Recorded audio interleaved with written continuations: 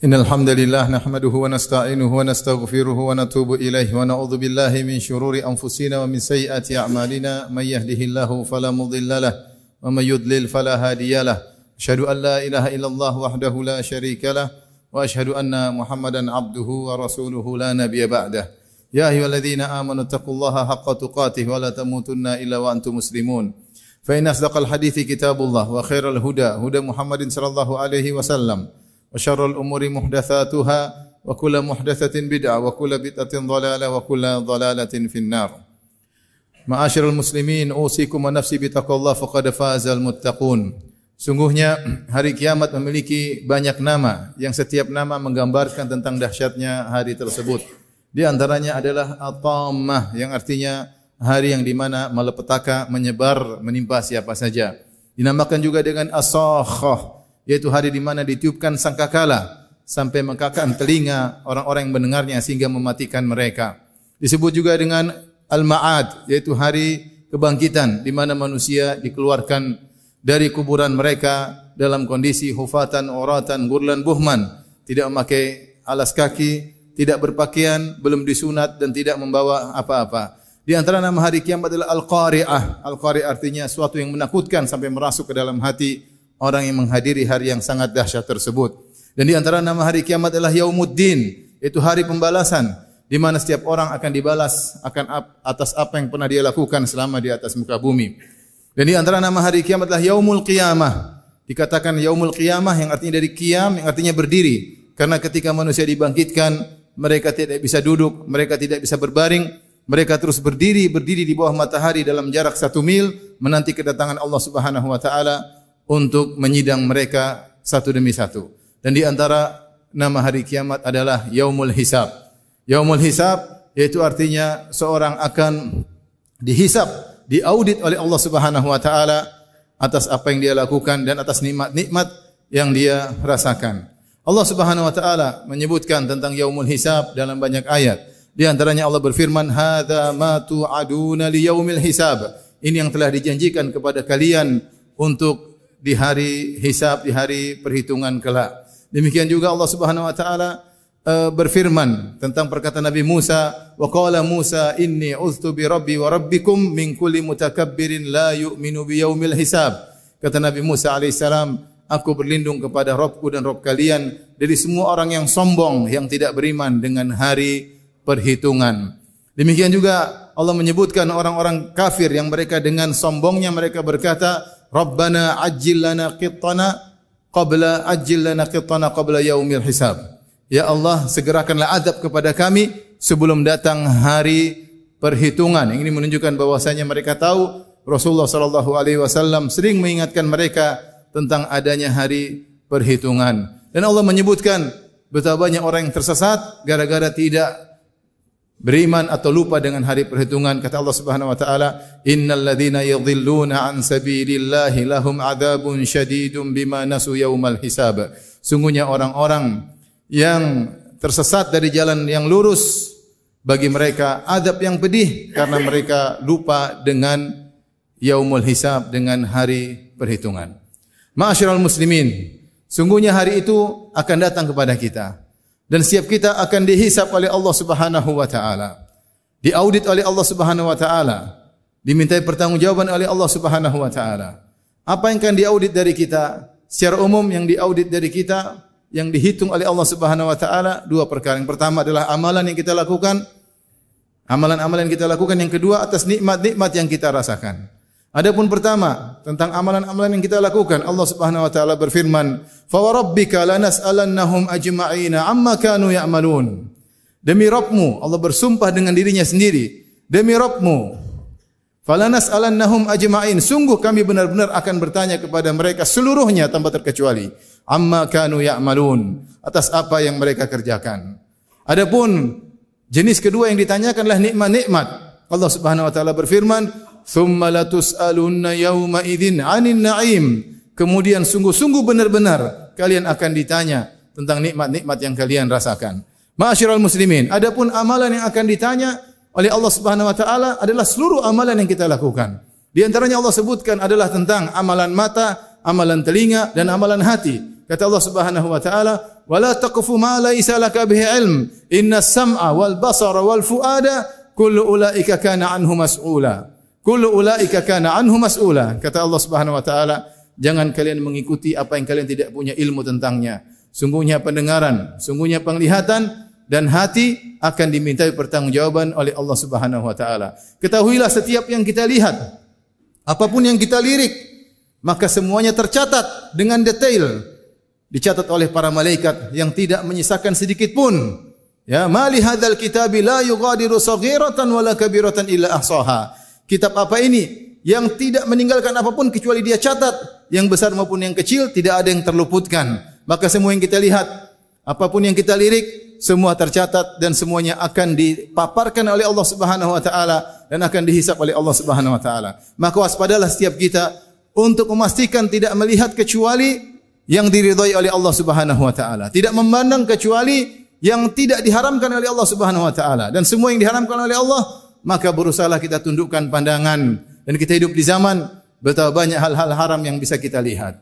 Seorang bertakwa kepada Allah. Ingat firman Allah Subhanahu wa taala, "Kullil mu'minin", katakanlah kepada orang yang beriman, seruan dari Allah Subhanahu wa taala untuk orang-orang yang beriman bahwasanya mereka akan dihisap pada hari kiamat kelak atas pandangan yang mereka lihat. Kullil mu'minina yaghuddu min absarihim, hendaknya mereka menundukkan sebagian pandangan mereka. Wa yahfazu furujahum, hendaknya mereka menjaga kemaluan mereka. Dzalika azka lahum, sungguhnya itu lebih suci bagi hati mereka. Innallaha khabirum bima yasnaun, sungguhnya Allah Maha tahu secara detail atas apa yang mereka lakukan, atas apa yang mereka lihat.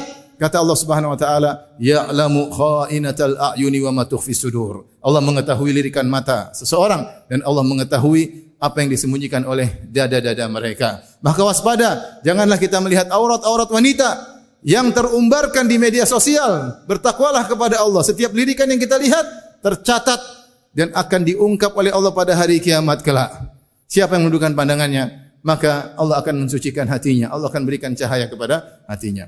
Di antara amal yang diminta pertanggungjawaban adalah pendengaran. Inna sam'a, sungguhnya pendengaran. Kita hidup, kita mendengar berbagai macam berita yang kita dengar setiap hari. Maka tidak semua harus kita dengarkan. Di sana ada berita-berita yang tidak benar. Di sana berita-berita ghibah, namimah, mengadu domba. Tidak perlu kita dengar. Di sana ada musik-musik yang diharamkan oleh Allah Subhanahu wa taala. Ijma' 4 mazhab mengatakan musik adalah haram. La yakunanna aqwamun min ummati yastahiluna al-hira wal harir wal khamra wal ma'azif.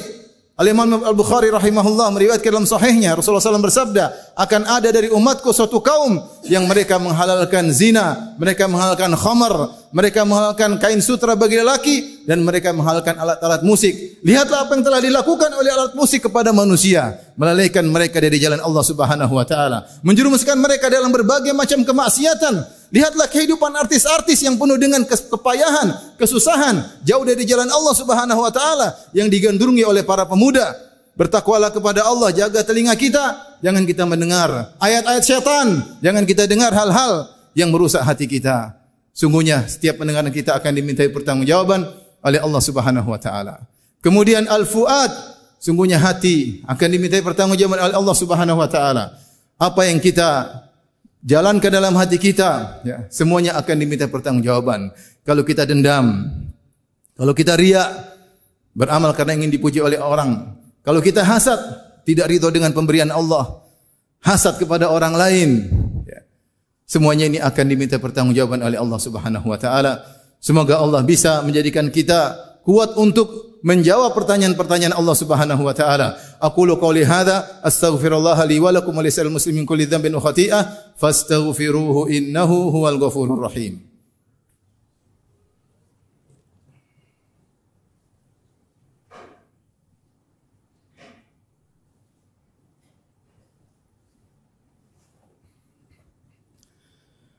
Alhamdulillahi ala ihsanihi wa syukru lahu ala taufiqihi wa amtinanihi wa asyhadu an la ilaha illallah wahdahu la syarika lahu ta'ziman li sya'nihi wa asyhadu anna Muhammadan abduhu wa rasuluhu da'ila ridwanihi.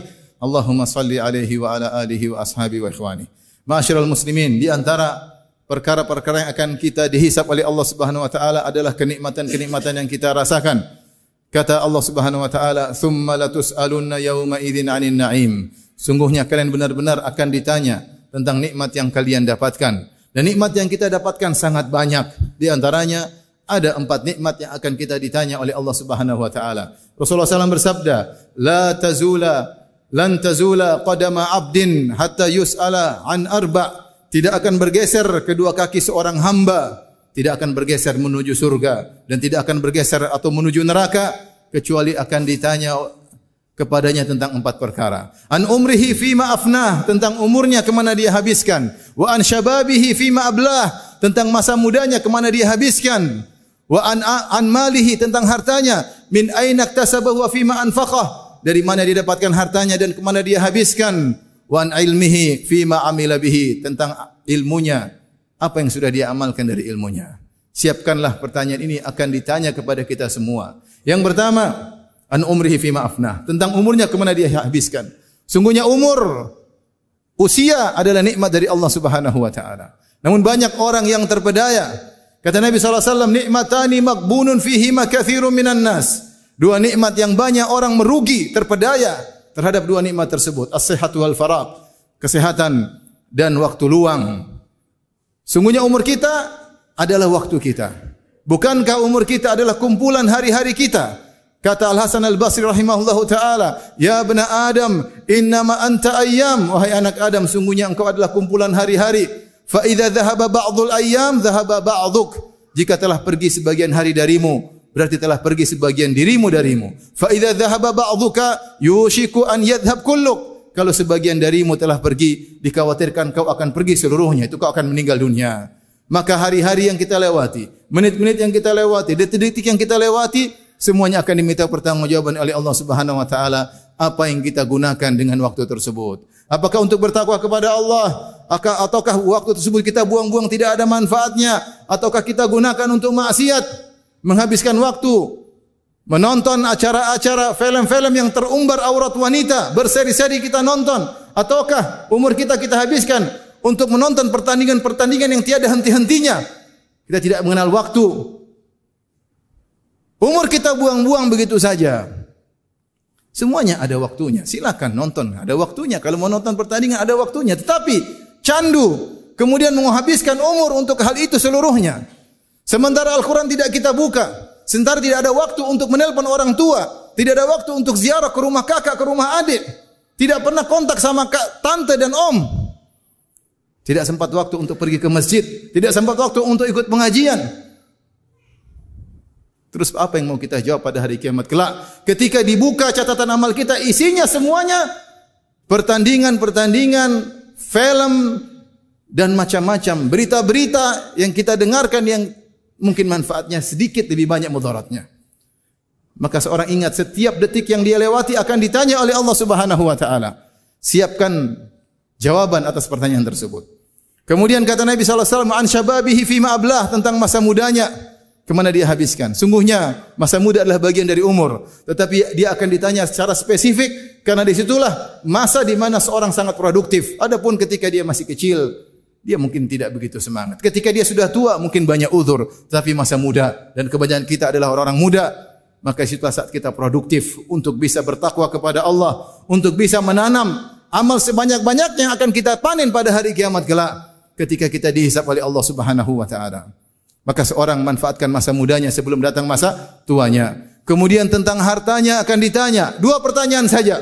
Dari mana dia dapatkan dan kemana dia habiskan. Pertanyaan pertama telah menggugurkan banyak orang dari mana dia dapatkan. Betapa banyak orang mengambil harta dengan cara yang haram. Dia tidak peduli. Kata dia, yang halal adalah yang ada di tanganku. Yang haram yaitu yang aku tidak mendapatkannya. Sebagian orang mengatakan, jangankan yang halal, yang haram aja susah. Sehingga mereka menggampang-gampangkan untuk melakukan hal yang haram demi menggapai secercah harta. Maka bertakwa kepada Allah Subhanahu wa taala. Seorang mencari harta sebagaimana kata Nabi sallallahu alaihi wasallam, Jibril mewahyukan kepadaku, menyampaikan kepadaku, anna nafsan lan tamuta hatta tastakmila rizqahu, hatta tastakmila rizqaha. Sungguhnya jiwa tidak akan meninggal sampai rezekinya sudah dipenuhi oleh Allah Subhanahu wa taala. Fattaqullaha wa ajmilu fit talab, maka bertakwalah kepada Allah, cari rezeki dengan cara yang benar, ya. Khudhu mahalla, ambillah yang halal, wada'u maharum, dan tinggalkan yang haram. Rezeki sudah ditanggung oleh Allah Subhanahu wa taala. Siapa yang berusaha, maka Allah akan berikan jalan baginya. Adapun jika seorang mengambil cara dengan rizki dengan cara yang haram, maka dia akan binasa pada pertanyaan pertama. Jikapun dia berhasil mendapatkan harta dengan cara yang halal, dia akan ditanya dengan pertanyaan kedua, kemana dihabiskan? Wa fima anfaqah. Seorang jangan mentang-mentang ini harta dia kemudian dia gunakan seenaknya. Seluruh yang dia belanjakan akan dimintai pertanggungjawaban oleh Allah Subhanahu wa taala. Pastikan kita keluarkan uang pada perkara-perkara yang disyariatkan. Ada perkara-perkara yang dibolehkan oleh Allah Subhanahu wa taala. Adapun seorang menghabiskan uangnya pada perkara-perkara yang diharamkan atau perkara-perkara yang mubadzir, maka dia akan sulit menjawab pertanyaan Allah pada hari kiamat kelak. Dan yang terakhir ditanya tentang ilmunya yang sudah dia belajar selama ini, apa yang telah dia amalkan dari ilmunya tersebut. Demikian, ma'asyiral muslimin, semoga Allah Subhanahu wa taala mudahkan kita untuk bisa menjawab pertanyaan-pertanyaan Allah pada hari kiamat kelak. Ini saatnya kita beramal soleh sebanyak-banyaknya. Ini saatnya kita menghisap diri kita, kita evaluasi diri kita sebelum kita dievaluasi oleh Allah Subhanahu wa taala. Kata Umar bin Khattab radhiyallahu taala anhu, "Hasibu anfusakum qabla an tuhasabu." Hisablah diri kalian sebelum kalian dihisab oleh Allah Subhanahu wa taala. Innallaha malaikatahu yusalluna 'alan nabi, ya ayyuhalladzina amanu sallu 'alaihi wa sallimu taslima. Allahumma salli 'ala Muhammad wa 'ala ali Muhammad kama shallaita 'ala Ibrahim wa 'ala ali Ibrahim innaka Hamidum Majid. Wa barik 'ala Muhammad wa 'ala ali Muhammad kama barakta 'ala Ibrahim wa 'ala ali Ibrahim innaka Hamidum Majid. Allahumma ighfiril muslimina wal muslimat wal mu'minina wal mu'minat الأحياء منهم والأموات إنك سميع قريب مجيب دعوات ويا قاضي الحاجات اللهم آت نفوسنا تقواها وزكها أنت خير من زكاها أنت وليها ومولاها ربنا ظلمنا أنفسنا وإن لم تغفر لنا وترحمنا لنكونن من الخاسرين ربنا هب لنا من أزواجنا وذرياتنا قرة أعين واجعلنا للمتقين إماما ربنا آتنا في الدنيا حسنة وفي الآخرة حسنة وقنا عذاب النار وأقيموا الصلاة.